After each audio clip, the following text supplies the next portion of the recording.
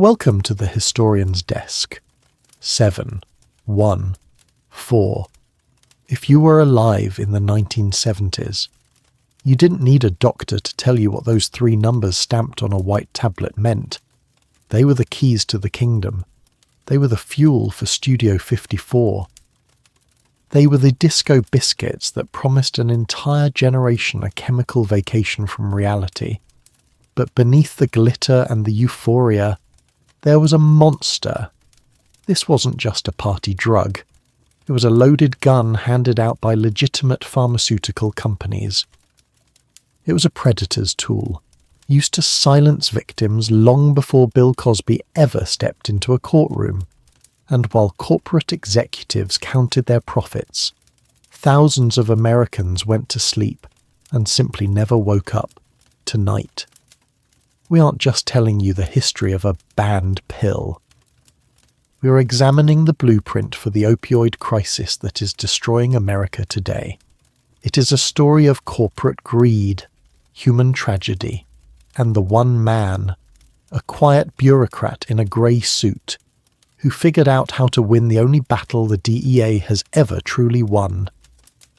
If you believe history is the greatest story ever told, help us tell it. Take a moment to like this video, subscribe for more deep dives, and let us know in the comments where you're listening from tonight. Now, let's begin. But to understand how a pill could conquer America and then vanish from the face of the earth, we have to leave the disco floors of New York. We have to go back to a humid laboratory in India in 1951 where 2 scientists were trying to save the world from malaria and instead accidentally created the perfect way to destroy it. How does a failed malaria drug become the most dangerous sedative in history? The year is 1951. The location is India. Imagine the heat, not the dry, crisp heat of a California desert, but the sticky, suffocating humidity of the post-colonial tropics. The air is thick, heavy, and alive with the buzzing of millions of wings. India had been independent for less than 5 years, and the young nation was fighting a war, not against the British, and not against a foreign army. They were fighting nature itself. The enemy was the Anopheles mosquito, and the weapon it carried was malaria. Malaria wasn't just a sickness. It was a slow-motion execution for the developing world. It was draining the workforce, killing children in their cradles, and keeping entire communities in poverty. In a modest, humid laboratory at the Central Drug Research Institute, 2 men were losing that war. Their names were Indra Kishore Kakar and Sach Zahir. You won't see their names on a bronze plaque outside Studio 54. They never wore platform shoes, and they certainly never danced under a disco ball. These were serious men, doing serious work. They were chemists, searching desperately for a silver bullet to kill a parasite. Chemistry is often a game of blind keys and hidden locks. You forge a new key, a new molecule, and you pray it fits the lock of the disease. Kakar and Zahir spent their days and nights forging these keys. They synthesized, they distilled, and they tested. Eventually, they created a new compound. It belonged to a chemical family known as the quinazolinone class. They called it Methaqualone. On paper, it looked perfect. The molecular geometry suggested it would interfere with the malaria parasite's life cycle, starving it out. Kakar and Zahir must have felt that rare thrill that keeps scientists going through the long nights, the belief that they were holding the future in a test tube. They moved to animal trials. They injected their new compound into test subjects infected with malaria. They watched. They waited for the fever to break. But the fever didn't break. The parasites didn't die. As an anti-malarial drug, Methaqualone was a total, abject failure. In a fair world, the story would end right there. The compound would be poured down a drain, the notebook closed, and the chemists would move on to the next jar on the shelf. But science, like history, has a dark sense of humour. As Kaka and Zahir watched their failure unfold, they noticed something strange about the rats. They weren't cured, but they weren't distressed either. They were quiet, very quiet. Their breathing slowed down, their muscles turned to jelly, their eyelids drooped. They weren't just asleep. They had entered a state of profound, absolute neurological sedation. The drug hadn't touched the parasite, but it had melted the host's nervous system into a warm puddle of relaxation. The chemists dutifully noted this in their logs. They wrote down that the compound possessed sedative and hypnotic properties. But remember, this was 1951. The world wasn't exactly looking for a new way to sleep. At that time, the Western world was already drowning in sedatives. The market was dominated by the kings of sleep, barbiturates. Names like Seconal, Nembutal, and Amital were in medicine cabinets across America. Barbiturates were effective. They worked like a sledgehammer to the brain, but they were also treacherous. The difference between a dose that gave you a good night's sleep and a dose that put you in a coffin was terrifyingly small. They were the suicide pills of the era. If you took a little too much, or, God forbid, mixed them with a martini, your respiratory system would simply stop. So, when Kaka and Zahir published their findings in 1955, the pharmaceutical sharks in the West smelled blood. They didn't care about malaria in India.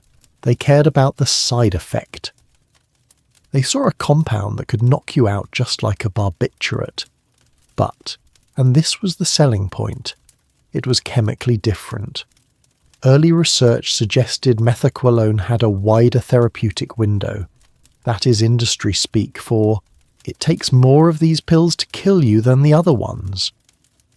It was a seductive idea, a safe sedative, a non-addictive sleep aid, a scientific miracle that could cure the anxiety of the modern age without the risk of death.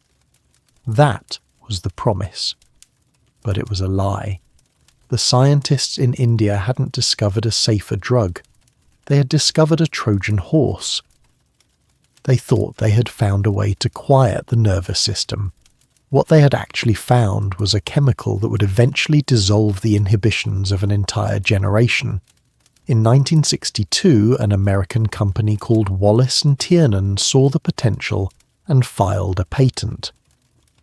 But the real turning point came when a company called William H. Rorer Inc. entered the picture. Rorer was a respectable company. They made Maalox, the antacid. They were in the business of comfort. They looked at this failed malaria drug and saw a goldmine. They needed a name that sounded soothing, something that promised peace. They combined the words quiet and interlude, Quaalude, and just like that, a molecule born in the desperation of an Indian summer was packaged, branded, and prepared for the American dream. But as the executives at Rorer popped champagne corks, nobody asked the most important question: if this drug works too well, if it makes reality melt away so perfectly, why would anyone ever want to stop taking it? 1965, Fort Washington, Pennsylvania. If you were looking for the headquarters of a revolution, you wouldn't look here. William H. Rorer Inc. was not a company of radicals. They were not visionaries. They were, to put it bluntly, boring. They were the Maalox people. Their entire empire was built on magnesium and aluminum hydroxide, a chalky liquid designed to settle upset stomachs. They were in the business of mild discomfort. They were safe. They were reliable. They were the company you called when you ate too much chili at the Rotary Club dinner. But in the mid-1960s, the executives at Rorer were looking at the pharmaceutical landscape with hungry eyes. They saw a nation on the edge of a nervous breakdown. The 1960s were getting loud. The Vietnam War was escalating, the counterculture was rising. And in the quiet suburbs, millions of Americans were staring at their ceilings at 3 a.m., desperate for sleep. The market for sedatives was enormous, but it had a problem. As we mentioned, the current kings of the market, barbiturates, were killing the customers. Doctors were terrified of prescribing them. A housewife could take a Seconal to sleep, have a glass of wine to relax, and never wake up to make breakfast. Rora saw an opening. They held the rights to this new Indian compound, Methaqualone. They knew it worked. But you can't sell a drug named Methaqualone. It sounds too chemical, too harsh, too much like the methamphetamines that were already scaring the public. They needed a brand. They needed poetry. So, the marketing department went to work. They wanted a name that whispered safety. A name that promised a pause button for the chaos of modern life. They combined the words quiet and interlude. Quaalude. It was a masterpiece of branding. It didn't sound like a drug. It sounded like a vacation. It sounded like a hammock in the shade on a Sunday afternoon. But a name wasn't enough. Rora needed a hook to get past the gatekeepers, the doctors. They launched one of the most aggressive and successful marketing campaigns in pharmaceutical history. And the entire campaign was built on one single, devastatingly effective phrase, non-barbiturate. This was the magic key. Rora's sales representatives swarmed doctors' offices across America. They wore crisp suits and carried glossy brochures. They looked the doctors in the eye and told them exactly what they wanted to hear. Doctor, are you tired of worrying about overdoses? Are you tired of your patients waking up groggy? This is Quaalude. It's different. It provides physiological sleep. It's safe. It's non-addictive. That was the pitch. It was safer. It had a wider therapeutic window. The gap between a good night's sleep and a funeral was supposedly huge. Doctors, desperate for an alternative to the lethal barbiturates, ate it up.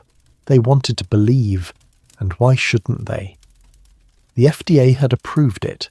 The studies, funded by the industry, looked good. The medical journals were running ads featuring calm, rested patients. Rora began pressing the pills. They were small, white, and round. On one side, they stamped the company name. Rora, on the other, a simple identification code, 7 to 12. Later, when the dosage changed slightly or manufacturing shifted, that number would become the legendary 714. Those three numbers. 714 would eventually become as iconic as the Coca-Cola logo. But in 1965 they were just a catalogue number. The launch was a supernova. Prescriptions skyrocketed. By the early 1970s, Quaalude was the 6th best-selling sedative in America. Doctors were writing over 34 million prescriptions a year. Think about that number. 34 million. The US population was around 200 million at the time. Rora wasn't just treating insomnia. They were medicating a statistically significant percentage of the adult population. And the money, the Malox people were suddenly swimming in cash. They had taken a failed malaria drug, wrapped it in a soothing name, and sold it as the cure for the American condition. For a brief, shining moment, everyone was happy. The executives got their bonuses. The doctors felt like heroes for providing safe sleep. And the patients, the patients loved it. They reported that Quaalude was fantastic. It didn't just put you to sleep. It smoothed out the rough edges of the soul. It made your body feel heavy and warm. It made your muscles turn to butter. Rora assured the doctors that there was no risk of addiction. They pointed to the fact that patients didn't seem to have the violent withdrawals associated with heroin or alcohol. But there was a flaw in the data. a blind spot in the clinical trials. Rohrer had tested the drug on people who wanted to sleep. They measured how fast they went unconscious. But they never tested what would happen if you took the pill and fought the sleep. They never tested what would happen if a college kid took a 714 at 8 p.m., cracked open a bottle of cheap wine, and decided to go dancing instead of going to bed. In the dorm rooms and the basement parties of the late 60s, a new experiment was being conducted, not by scientists in white coats, but by teenagers in bell-bottoms, and they were discovering a secret that Rohrer's marketing department had completely missed. Quaalude wasn't just a sleep aid. If you stayed awake. It was the greatest aphrodisiac the world had ever seen.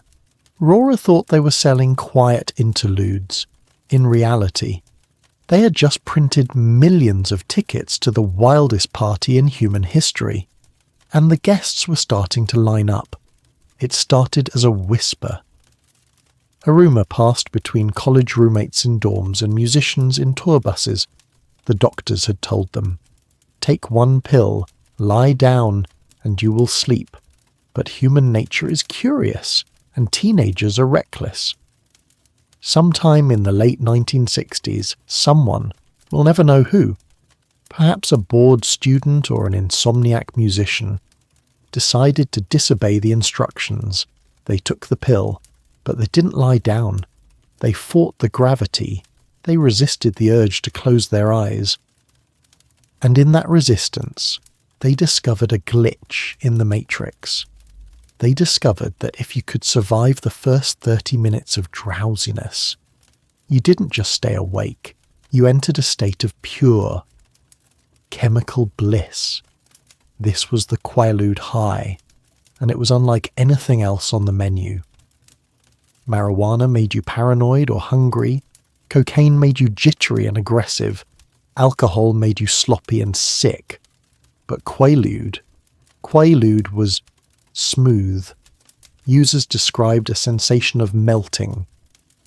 It started in the fingertips and toes, a warm, tingling numbness that washed over the body like a heavy blanket. Your muscles, tight from the stress of exams or the Vietnam draft, would simply unspool.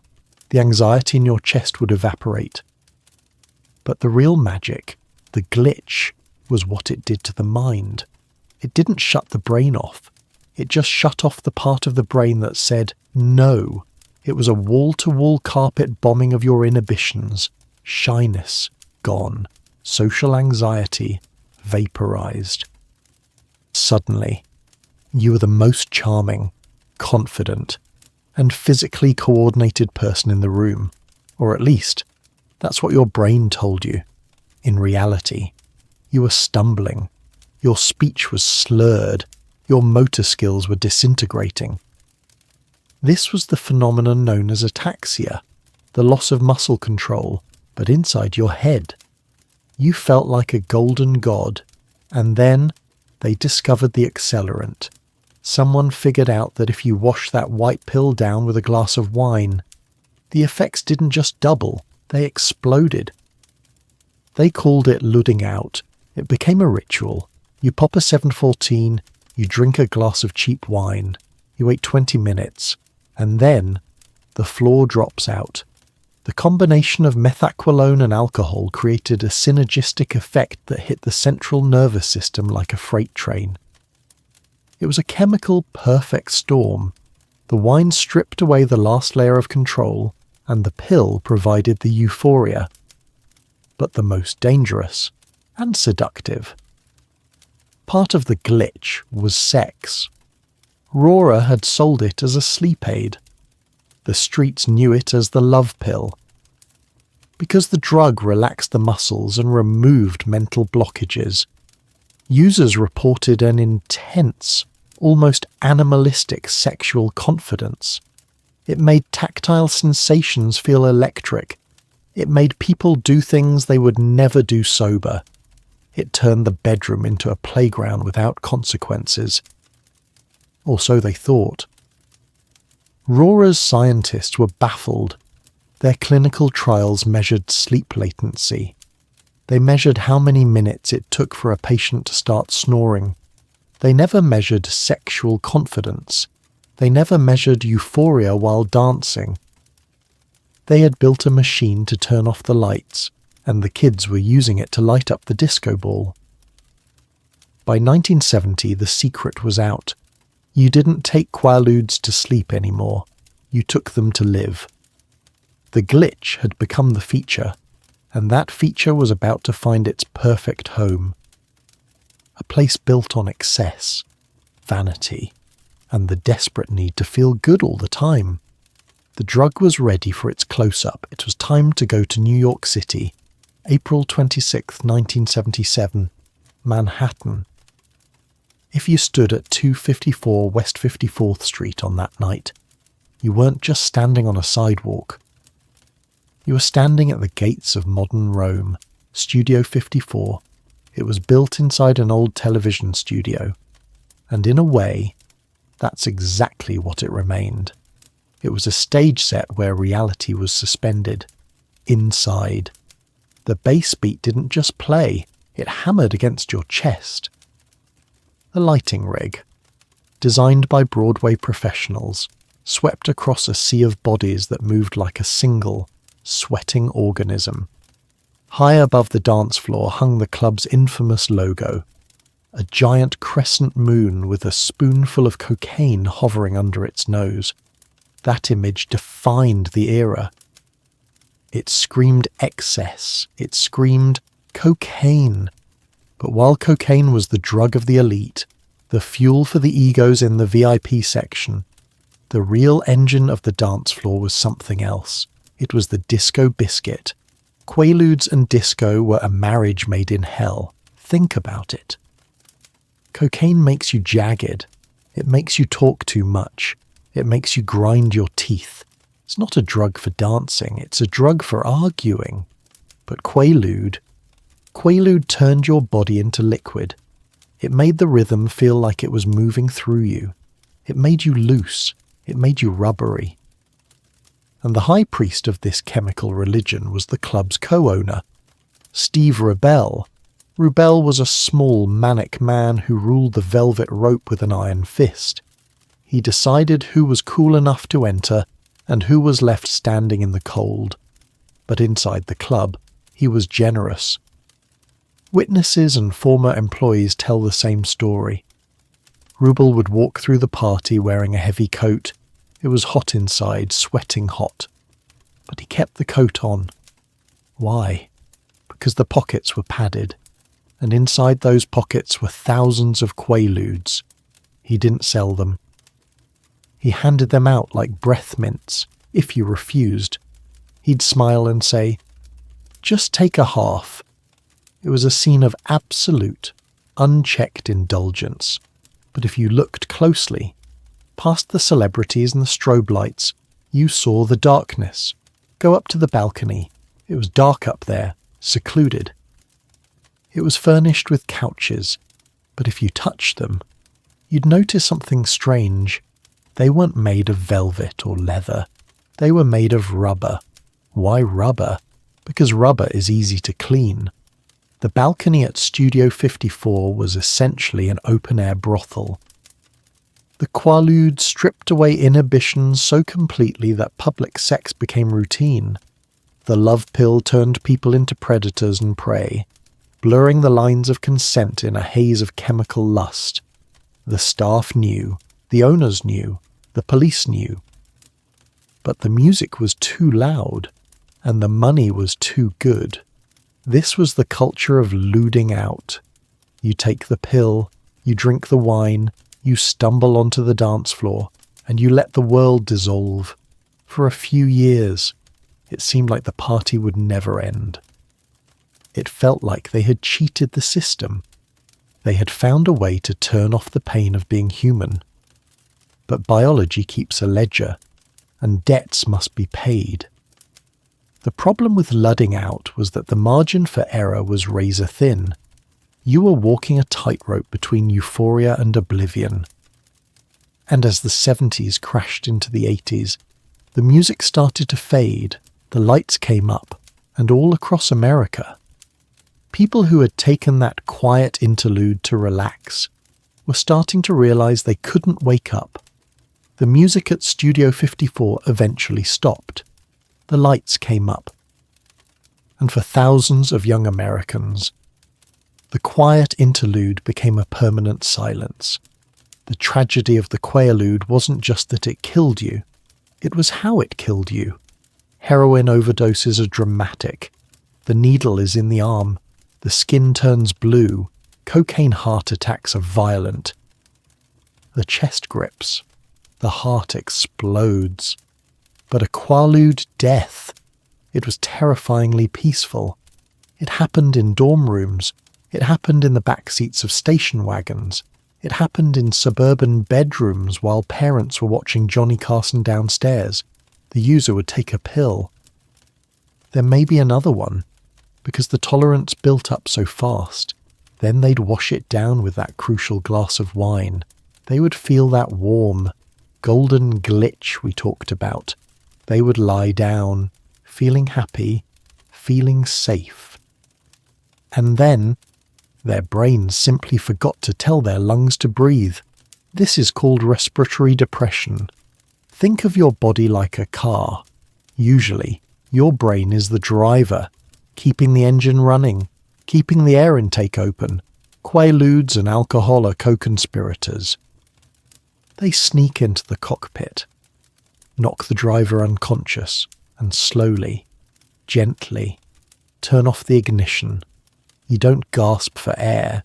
You don't panic. You just drift away. But that was the clean way to die.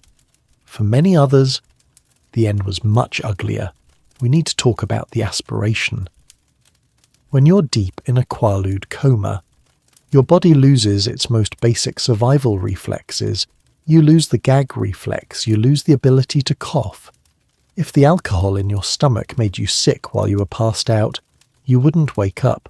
You wouldn't turn your head. You would vomit, and then you would inhale it. You would drown on dry land in your own bed. Emergency room doctors in the 70s called it the Quaalude rattle, the sound of a teenager trying to breathe through lungs filled with fluid. It was a gruesome, undignified way to die, and it was happening to kids who thought they were just having a good time, and if you didn't die in your sleep, you might die on the road. Remember that scene in The Wolf of Wall Street, Leonardo DiCaprio crawling to his Lamborghini, slurring, drooling, unable to walk. We laughed. The audience laughed. But if you were a paramedic in 1974, you weren't laughing. This state is called ataxia. It's the total loss of motor coordination. Your brain knows what it wants to do, but the cables to your muscles have been cut. Now, put a person in that state behind the wheel of a 4,000-pound Ford Torino or a Chevy Chevelle. They feel fine. The drug makes them feel euphoric. Remember, they think they are driving perfectly. But in reality, their reaction times are measured in geological eras. In the UK, a man on Mandrax, the British Quaalude, ploughed his car into a bus. 2 people died, 4 were mangled. The driver. He walked away without a scratch. He was so loose, so relaxed, that his body absorbed the impact like a rag doll. He survived to live with the guilt. The people on the bus weren't so lucky. The safety myth that Rora had sold, the idea that this was safer than barbiturates, was shattered. Yes, maybe it was harder to commit suicide with just the pills, but nobody was taking just the pills. They were mixing them with life. By the mid-70s, the love pill had a body count. But while the overdoses were tragic, there was a darker shadow growing over the Quaalude legend. A shadow that didn't involve death, but something arguably more insidious. The drug removed your inhibitions. It removed your ability to say no, and it removed your memory for a certain kind of monster that wasn't a side effect. That was a weapon. While emergency rooms were dealing with the bodies, a different kind of horror was unfolding in the shadows. We need to talk about the name. The love pill. It sounds romantic, doesn't it? It suggests affection, connection. But on the street, and in the VIP lounges of the 1970s, that name was a lie. It was a cover story for something far more sinister. Quaaludes didn't create love. They created compliance. The same chemical mechanism that relaxed your muscles and dissolved your anxiety also dissolved your will. In high doses, methaqualone acts as a chemical handcuff.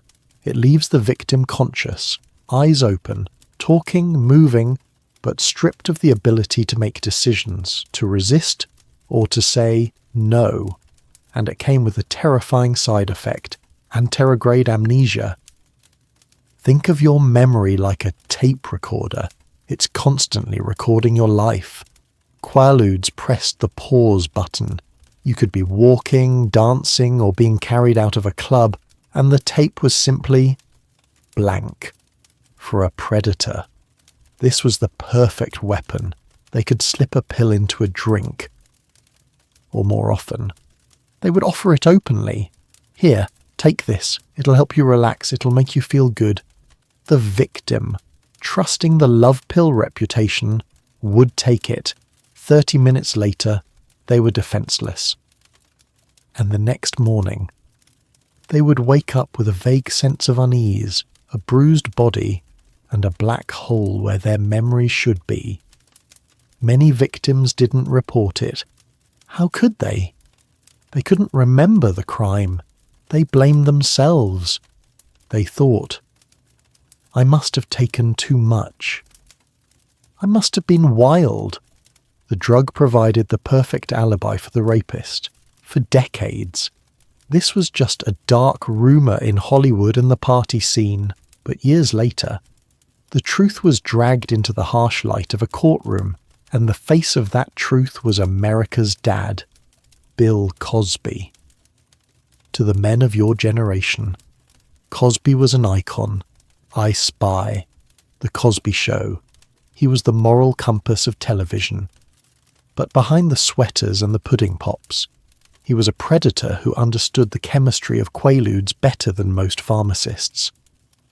In a deposition that was sealed for years, Cosby admitted under oath to obtaining Quaaludes specifically to give to women he wanted to have sex with. He wasn't using them to help them sleep. He was using them to level the playing field to zero. He knew exactly what the drug did. He knew it took away their agency. He knew it erased the tape. Cosby wasn't an anomaly. He was just the most famous example. He represented a subculture of men who viewed Quaaludes not as a party favour, but as a hunting tool. This was the final, rotting cherry on top of the sundae. William H. Roarer Inc. had set out to cure insomnia. Instead, they had armed a generation of rapists. By 1978, the laughter had stopped. The disco biscuit wasn't funny anymore. It was killing kids on the highway, suffocating them in their beds, and shielding predators in the dark. And in Pennsylvania, the executives at Roarer were looking at their ledger. They saw the lawsuits piling up. They saw the headlines linking their brand name to rape and murder. They realized that their quiet interlude had become a screaming nightmare. And they had to make a choice, keep counting the money, or kill the monster they had created. 1978, Fort Washington, Pennsylvania. If you walked into the executive offices of William H. Roarer Inc. in 1978, you wouldn't smell sulphur or brimstone. You would smell floor wax, old coffee, and the stale sweat of panicked men in expensive suits. This was a conservative company, a boring company. Their crown jewel was Malox, a chalky, mint-flavoured liquid for grandmothers with heartburn. They were supposed to be the good guys of the pharmaceutical world, the reliable chemists who helped America digest its dinner. Instead, they had become the official suppliers of the American debauchery. John Ekman, the chairman of RORA, was sitting in a corner office that felt less like a sanctuary and more like a bunker. For years, he and his board of directors had tried to ignore the noise coming from the streets. They had tried to hide behind their FDA approvals and their clinical trials. They had tried to tell themselves that they were selling medicine, but by 1978 the denial was no longer possible. The monster they had named Quaalude had come home to roost. Let's talk about the specific kind of hell RORA was living through. It wasn't just a PR problem. It was an existential crisis. First, there was the brand contamination in the world of business. A trademark is a sacred thing. Companies spend millions defending their logos, but RORA had lost control of their word. Quaalude was no longer a trade name owned by a corporation in Pennsylvania. It was a generic verb in the vocabulary of vice. It was in song lyrics. It was in comedy routines. It was sprayed on subway walls. When a teenager in Detroit said "lewd," they weren't thinking about a prescription for insomnia. They were thinking about getting high. RORA's carefully crafted brand identity, Quiet Interlude, had been hijacked by the counterculture. Imagine trying to sell Maalox to a conservative doctor when your company name is synonymous with overdoses and gang rapes. When RORA's sales representatives walked into hospitals, they weren't greeted with handshakes anymore. They were met with glares. They were the Quaalude guys. They were the pushers in pinstripes. The hostility was palpable. Second, there was the counterfeit nightmare. This is where the story gets truly absurd. The demand for Quaaludes was so high, and the street value was so astronomical, that the Colombian and Mexican cartels had effectively stolen RORA's intellectual property. Underground labs were churning out millions of fake pills. And they were good fakes. They didn't just copy the chemical formula, they copied the marketing. They bought pill presses that stamped RORA on one side and 7 and 14 on the other. The cartels were using RORA's own reputation for quality to sell deadly counterfeits. When a kid in Miami died from a Quaalude that was actually made of rat poison and cement dust, the headline didn't say, "Counterfeit pill kills teen." It said, "Quaalude kills teen." RORA was taking the blame for drugs they didn't even make. They tried to fight back with the most pathetic weapon in the corporate arsenal, the sternly worded letter. RORA's legal department began writing letters to newspapers, police departments, and magazines, begging them to stop using the word Quaalude to describe illegal pills. They took out advertisements in medical journals, whining that legitimate patients were suffering because of abusers. It was a display of breathtaking corporate narcissism. They were standing in the middle of a burning building, complaining that the smoke was ruining their suits. And finally, there was the legal siege. The lawsuits were piling up like snowdrifts. Families of the dead were suing. Victims of car accidents caused by lewded-out drivers were suing. Cities were threatening to sue for the cost of emergency services. And hovering over it all was the terrifying shadow of the DEA. Federal agents were digging through RORA's files, looking for a smoking gun. They wanted to know, did you know? Did you ship too many pills to that pharmacy in Brooklyn? Did you ignore the red flags? RORA hadn't broken the law, technically, but the investigation alone was costing them a fortune in legal fees. John Ekman looked at the spreadsheets. He did the math. And the math was insulting. Here is the statistic that defines the entire Quaalude saga. It is the only number you need to remember to understand corporate greed versus corporate cowardice. Quaalude, this global phenomenon, this cultural icon, this destroyer of lives, accounted for less than 2% of Rora's total sales. Think about that. 98% of their money came from Malox and other boring, safe drugs. Quaalude was a financial rounding error. But, as Ekman famously admitted, that 2% of revenue was causing 98% of our headaches. This is the moment where we should feel outrage. Rora didn't decide to stop because they were sad about the dead teenagers. They didn't stop because of the rapes. They didn't stop because it was the moral thing to do. They stopped because it was annoying. They stopped because the legal fees were eating into the profit margins of the antacid division. If Quaalude had been 50% of their revenue, if it had been their blockbuster, you can bet your life savings they would have fought to the bitter end. They would have hired lobbyists. They would have blamed the victims. They would have done exactly what Purdue Pharma did with OxyContin decades later. But Quaalude wasn't a cash cow. It was liability. So, in 1978, John Ekman made a decision. He wasn't going to destroy the monster. He wasn't going to recall the drugs or admit fault. That would be too noble. Instead, he did what corporations always do when they have a toxic asset. He sold it. He passed the buck. He found a smaller, hungrier, and perhaps stupider company called the Lemon Company. Yes, that was their real name. Based in Sellersville, Pennsylvania. Lemon was a minor player in the industry. They looked at Quaalude and saw an opportunity. They thought, we can fix this. We can rebrand it. We can control it. It was the hubris of a small fish trying to swallow a shark. Rora sold the manufacturing rights, the patents, and the headaches to Lemon. They washed their hands of the blood and went back to selling stomach medicine. Ekman gave his famous quote to the press, 2% of sales, 98% of headaches, as if he were the victim.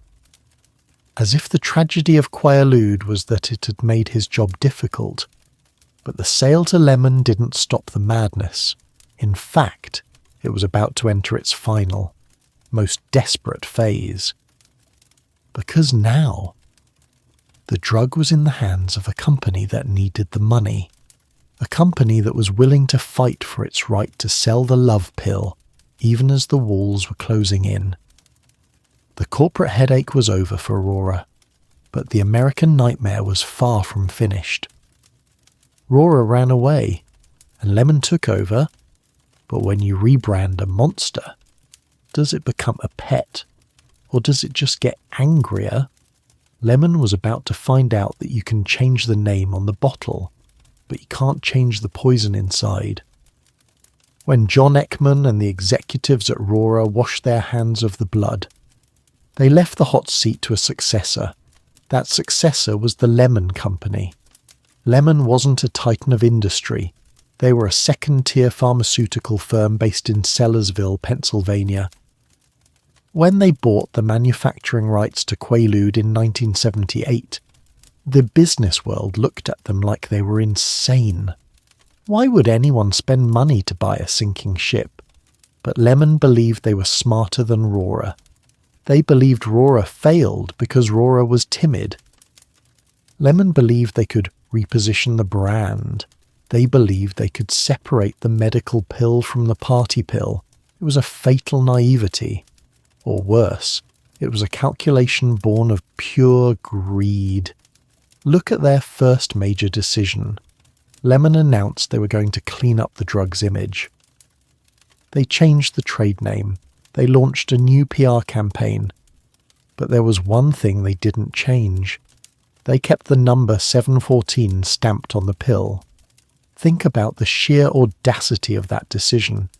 Lemon knew perfectly well that 714 was the code of the street. They knew it was the number whispered in back alleys and shouted in discotheques. If they truly wanted to stop the abuse, they could have just changed the die cast. They could have stamped it 808 or 123 or literally anything else, but they didn't. They wanted to keep the legitimate patients, but they didn't want to lose the mystique. They wanted to eat from both ends of the trough, the doctor's prescription pad and the addict's craving. And so, the tragicomedy began. Lemon launched a desperate and ridiculous PR war. Their lawyers became full-time censors every day. They reportedly wrote 25 to 30 letters to TV stations, newspapers, and police departments. The message was always the same. Please do not call illegal pills Quaaludes. That is our trademark. Call them Methaqualone. They were trying to bail out the Titanic with a teaspoon, while Lemon was busy writing complaint letters. The streets had stopped caring about them. A new player had entered the game, a player that didn't care about trademarks or legal notices, the black market. As Rora and Lemon tightened the legal supply, the price of a genuine 714 skyrocketed, and the laws of capitalism, or rather, the laws of organised crime, kicked in. Clandestine laboratories in Colombia and Mexico roared to life. They weren't making medicine, they were making counterfeits. They imported tons of chemical powder, mixed it in filthy cement mixers, and pressed it into round white tablets, and of course, they stamped them with the number 714. Why not? It was a seal of quality, or at least, a seal of a guaranteed good time. These fake pills flooded America. Some contained actual methaqualone, but at lethal dosages. Some were just chalk dust and Valium. Some were filled with toxic impurities. The users didn't care. They saw the 714 and they swallowed. The more people died from fake pills, the more toxic the name Quaalude became. The Lemon Company, with all its initial arrogance, realized they were holding a rotting corpse. They tried renaming the drug Mequin. They tried changing the shape, but it was too late. The number 714 had become a cultural symbol far beyond the control of any corporation. Finally, even the stubbornest gambler knows when to fold. The rights eventually passed to a division of Pfizer, and Pfizer, a true giant of the industry, wasn't a dreamer like Lemon. They looked at the balance sheet. They looked at the lawsuits. They looked at a brand name that had become shorthand for rape and car crashes, and in 1982 they did what Rora should have done years earlier. They pulled the plug. Legal manufacturing of methaqualone in the United States officially ceased. Not a single 714 rolled off the assembly line. The executives breathed a sigh of relief. The lawmakers thought they had won. If there are no factories making it, there will be no pills on the street. Right, wrong.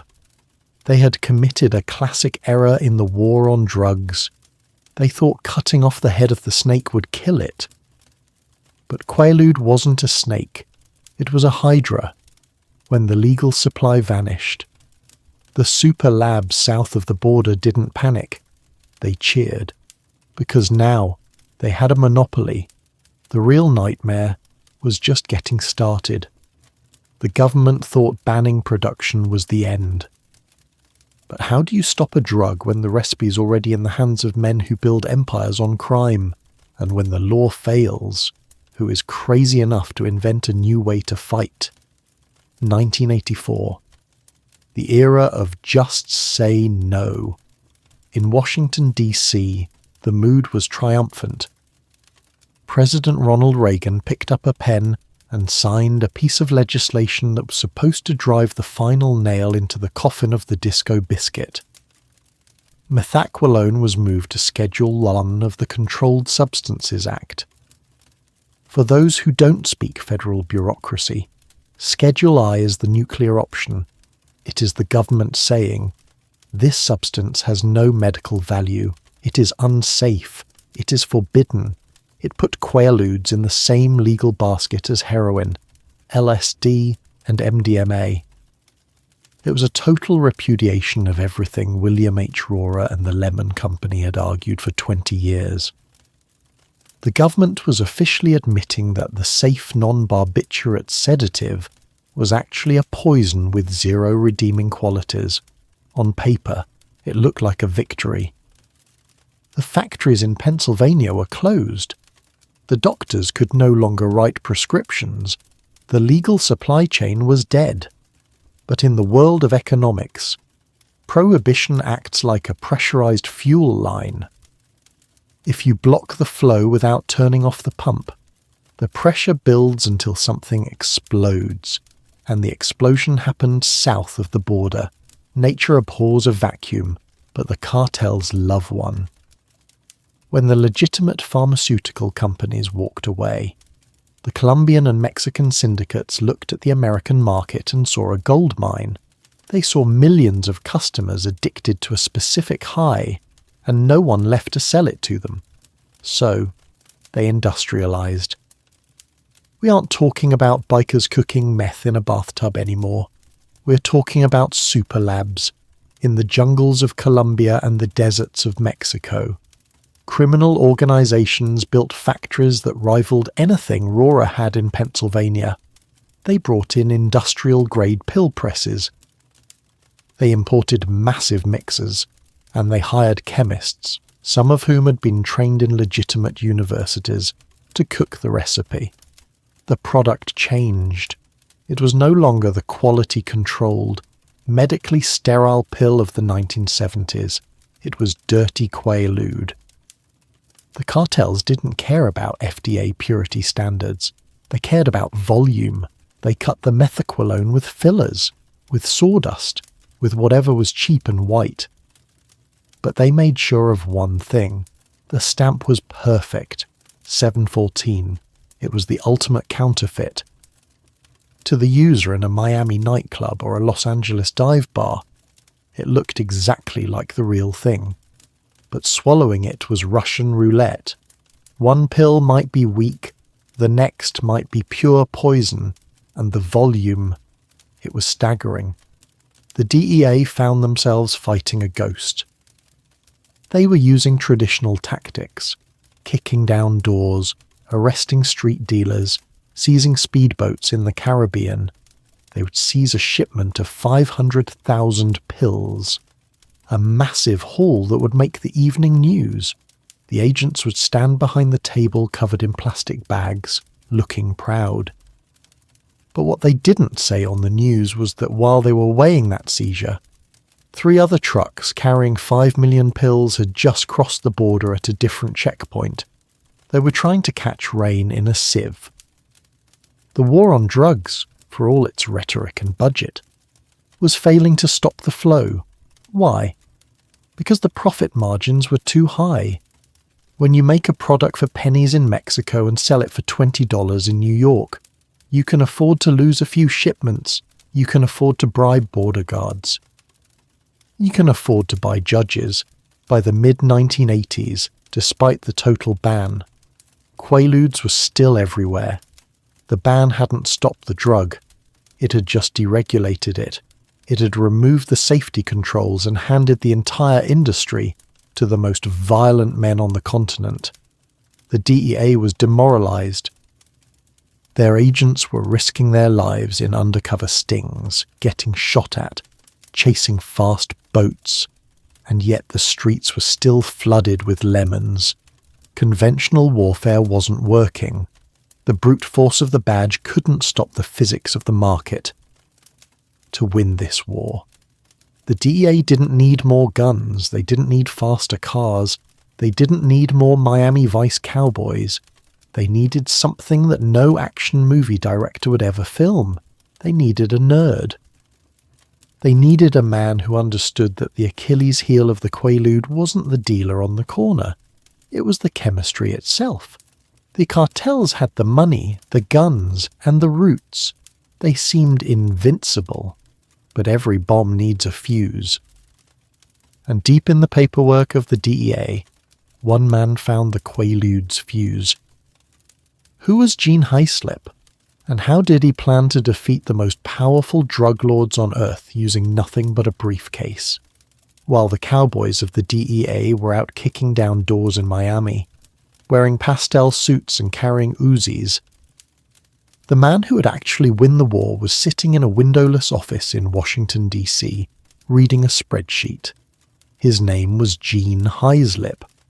He didn't look like a hero, he looked like an accountant. He was the head of the Chemical Control Division.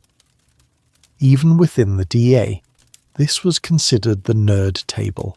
It was unglamorous, it was boring, it was the place where careers went to die, buried under mountains of import-export forms and carbon copy receipts. But Gene Haislip possessed a weapon that the undercover agents didn't have. He understood supply chains. Haislip looked at the Quaalude problem and saw something everyone else had missed. The agents on the street saw drugs. Haislip saw chemistry. He realized that the cartels, for all their power and violence, had a weakness, a fatal flaw in their business model. You see, you can grow marijuana in a closet. You can make methamphetamine in a trailer park with Sudafed and battery acid, at least. You could back then. But Methaqualone, that was different. It was a sophisticated chemical compound. You couldn't make it out of household items. To synthesize it, you needed very specific, industrial-grade ingredients. These were called precursors. Haislip realized that the cartels in Colombia didn't have chemical factories. They were criminals, not industrial manufacturers. They had to buy these chemicals. And where did they buy them? From legitimate chemical companies. This was the epiphany. The super labs in the jungle couldn't cook without groceries, and the groceries were coming from legal factories in West Germany, India, and China. Haislip's logic was cold and brilliant. Why are we trying to catch the bullets? We should be taking away the gunpowder. If he could cut off the flow of the precursor chemicals, the super labs would turn into millions of dollars of useless scrap metal. It wouldn't matter how much money the cartels had. It wouldn't matter how many judges they bribed. You cannot bake a cake without flour. But there was a catch.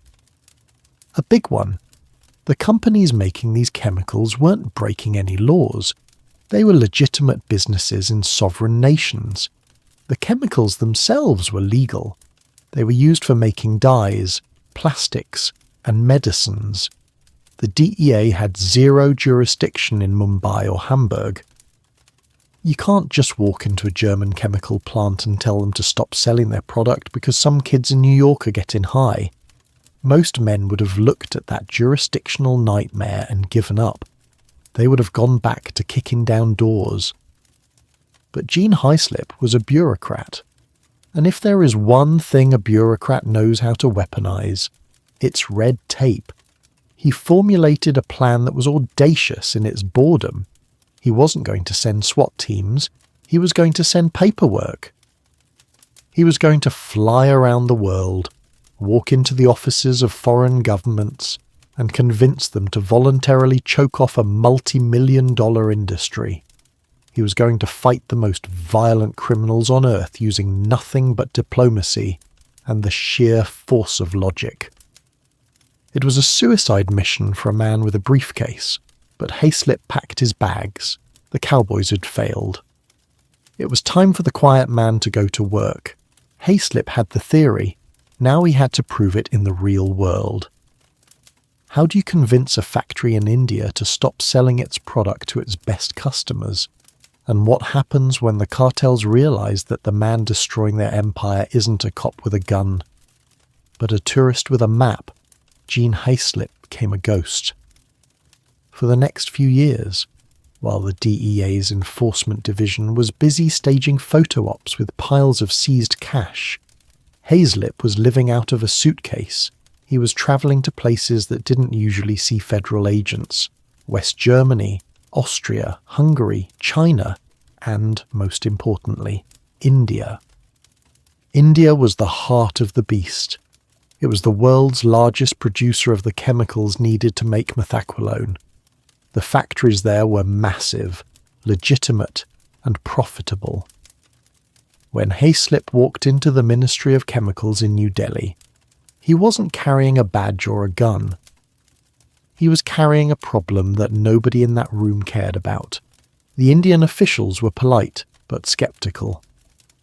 Why should they strangle their own chemical industry just because Americans couldn't control their teenagers? Why should Indian factories lose millions of dollars because reckless kids in Miami were overdosing in nightclubs? To them, this was an American cultural failure, not an Indian crime. This was the moment where a lesser man would have threatened sanctions, he would have pounded the table, and he would have failed. But Haislip was smarter than that. He didn't act like a cop. He acted like a partner. He put a deal on the table, a trade. "You help us stop the chemicals," he said, "and we will help you stop the drugs coming into your country." He offered them intelligence. He offered them the full weight of the DEA's data network to help them fight their own local trafficking problems. He treated them as equals in a global war, not as subordinates to American policy. It worked, one by one. The dominoes began to fall. Haislip built a diplomatic firewall around the world. India agreed to require export licenses. China implemented monitoring systems for suspicious orders. European manufacturers agreed to verify who the end user actually was. These sound like boring, bureaucratic measures. End user certificates, export declarations. They are the kind of words that make your eyes glaze over, but to a drug cartel, these words were lethal. Suddenly, the super labs in Mexico hit a wall. They had the pill presses, they had the trucks, they had the smugglers, but they couldn't get the flour to bake the cake. The supply of precursor chemicals didn't just slow down, it evaporated. The cartels tried to adapt. They are resilient. After all, they tried to find new chemical routes. They tried to use substitute ingredients. They tried to bribe their way around the new rules. But Haislip had tightened the net too well. Every time they found a loophole, he was there to close it. The cost of doing business skyrocketed. The profit margins that had once been astronomical began to shrink. And then, the impossible happened. The factories stopped. In the jungles of Colombia and the deserts of Mexico, the industrial mixers fell silent. Not because the DEA kicked down the doors, but because there was nothing left to mix. By the late 1980s, the real counterfeit Quaalude, the one actually made with Methaqualone, began to vanish from the streets of America. Dealers didn't stop dealing because they had a moral awakening. They stopped because they had no product. They switched to selling Valium, Xanax or other benzodiazepines. The users noticed the difference. The ludes they were buying weren't hitting the same. They were weak. They were different. The magic glitch was gone. The market collapsed. Not from the demand side, people still wanted to get high, but from the supply side, it was a total, systemic strangulation. In 1990, Gene Haislip sat down for an interview with PBS Frontline. He looked into the camera, this quiet man in a suit, and delivered one of the most incredible lines in the history of law enforcement. He didn't brag. He didn't shout. He just stated a fact. "We beat 'em," he said. "We eliminated the problem." It sounded arrogant. In the war on drugs, nobody ever wins. You just push the balloon and it bulges somewhere else. But Haislip was right. By 1992, Mexican labs had completely stopped producing Methaqualone. The legendary 714 pill, the icon of an era, the fuel of Studio 54, was extinct. It wasn't hiding. It wasn't underground. It was gone. Today. The manufacturing quota for legal methaqualone in the United States is 60 grams per year. That is about 2 ounces. just enough for a few lab mice in a research facility. Gene Haislip had achieved the only genuine, total victory in the history of the war on drugs. He didn't do it with a SWAT team. He didn't do it with a prison sentence. He did it with a briefcase, a handshake, and a deep understanding of how the world actually works. He proved that you can't arrest your way out of an epidemic, but if you are smart enough, patient enough, and boring enough, you might just be able to regulate it out of existence.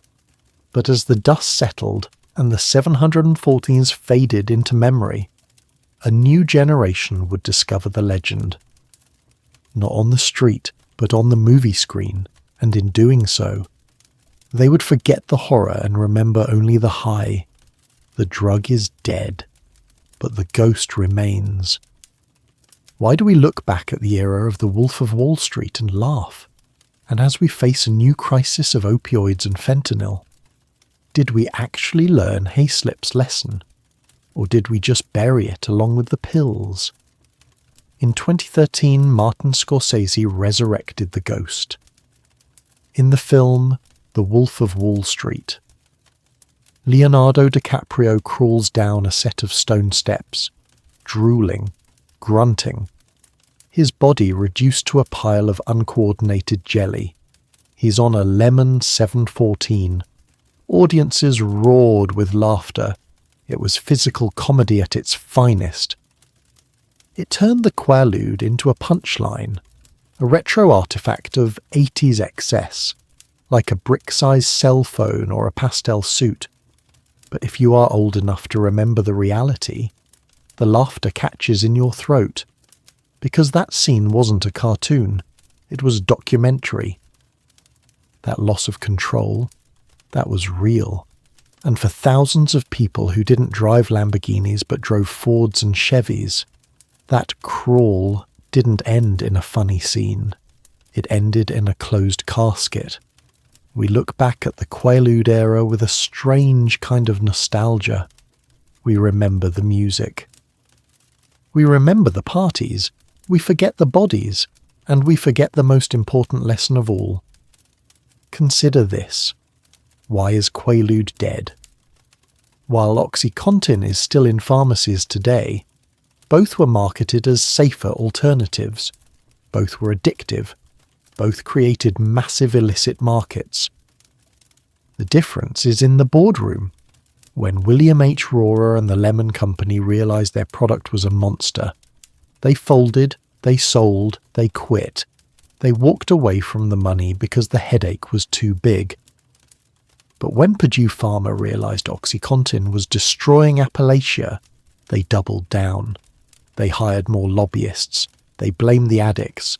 They fought for every single dollar until the very bitter end.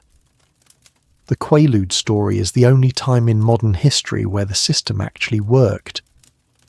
The corporations developed conscience, or at least a fear of liability, and the government found a smart way to kill the supply. Gene Haislip proved that if you want to stop a drug, you don't fight the user, you fight the chemistry, you make it vanish. But today, the enemy has changed. If you buy a pill on the street today that looks like a lemon 714, you're not taking Methaqualone, you're playing Russian roulette with fentanyl. The 714 stamp is just a nostalgic wrapper for a modern poison. The chemistry has become faster, deadlier, and harder to track. The cartels have learned Haislip's lessons, and they have diversified their supply chains. So, as we close the file on the Quaalude, we should feel a sense of relief. The love pill is gone. The predator's tool has been blunted, but we should also feel a chill. Because the human desire to escape reality hasn't changed, the biology of addiction hasn't changed, and the greed of men who will sell you oblivion for $20 hasn't changed. The Quaalude is dead. But the next quiet interlude is already being cooked in a lab somewhere, waiting for its chance to promise us heaven and deliver us hell. This is the historian's desk. If this story gave you a new perspective on the pills in your medicine cabinet, or if you just missed the music of 1977, let us know in the comments. Like, subscribe, and stay vigilant. Good night.